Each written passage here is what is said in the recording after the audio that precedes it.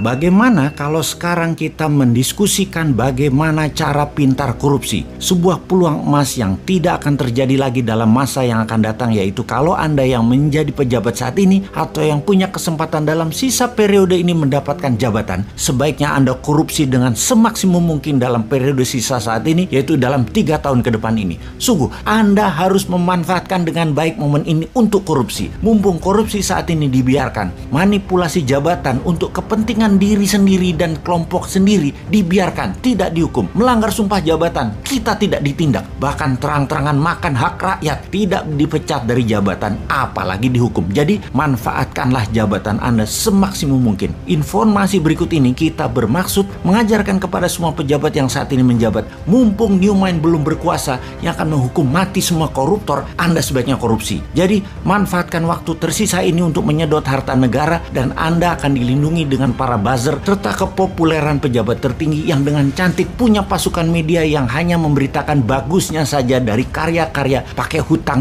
yang hutangnya tidak diungkap, hanya bentuknya yang diekspos, hanya yang sukses seperti jalan tol, bandara, sirkuit atau apapun, semua yang sukses saja yang diekspos. Kita akan mengajarkan bagaimana korupsi itu dilakukan. Oke? Pertama, mainkan anggaran daerah, anggaran pusat, anggaran departemen, dan anggaran BUMN. Pastikan Anda punya teman atau sahabat yang Anda percaya untuk dimenangkan tendernya, diatur pagunya, dibuatkan spek produk sesuai dengan bohir Anda. Teman Anda tadi pastikan punya mitra yang memang pengalaman untuk bisa menyelesaikan proyek tersebut sebagai subkontraktor atau sub-supplier Anda. Teman Anda yang dimenangkan tendernya dan mendapatkan proyek tadi tinggal disubkan, nggak kerja, dapat cuan. Pastikan semua proyek dan anggaran di tangan Anda jatuh ke perusahaan kroninya Anda. Cara kedua adalah ciptakan proyek angin ribut dalam tanda petik. Proyek terlihat keren dan yang membuat masyarakat akan melihat Anda seperti orang sukses. Kemudian buat teman Anda yang dapat proyeknya tersebut. Proyek angin ribut ini kalau di daerah kerjasama dengan DPRD, pastikan semua politikus dapat permen jatah premannya. Kalau di pusat, pastikan sobat politikus Senayan dapat juga, yaitu untuk meloloskan anggaran atau membuat peraturan yang menguntungkan Anda para pejabat. Kemudian buat proyek yang ada asingnya dengan membodohi pemimpin tertinggi, seakan kalau ada uang asing,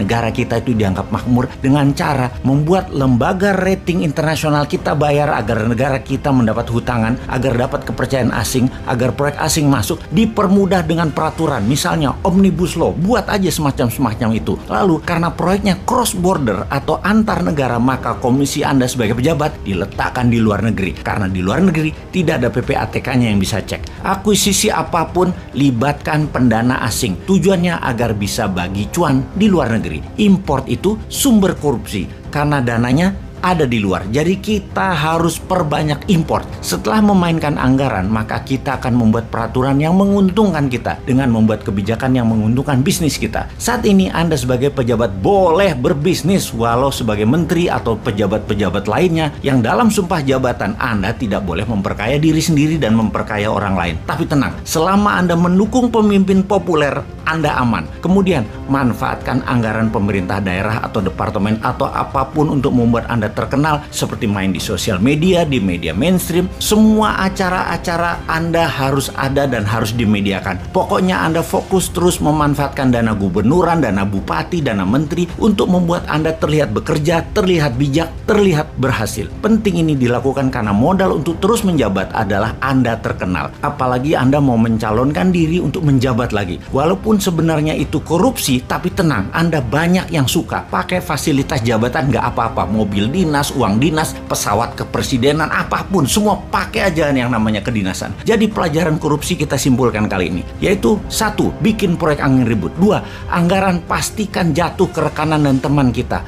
3. Ubah peraturan dan kebijakan pemerintah pusat, pemerintah daerah, departemen yang menguntungkan teman-teman kita. 4. Perbanyak proyek antar negara agar komisi berada di luar. 5. Buat proyek multi-year sampai di atas 10 tahun agar yang menanggung bukan Anda lagi ketika Anda tidak menjabat, dan komisinya kan dapat di muka. Misalnya beli pesawat terbang 100 unit selama 10 tahun. Nah, komisinya kan di depan dan anggaran nyicil 10 tahun termasuk penyerahan pesawatnya nanti. Biarkan pejabat kemudian yang pusing dan rakyat yang pusing. Terakhir adalah gunakan fasilitas dan anggaran jabatan untuk membuat Anda terkenal di media. Oke, kita jelaskan nanti yang lebih rumit lagi. Namun dapat dipastikan rakyat tidak akan tahu. Jadi yang sedikit ini dulu diperbanyak korupsinya. Selamat menikmati sisa jabatan Anda.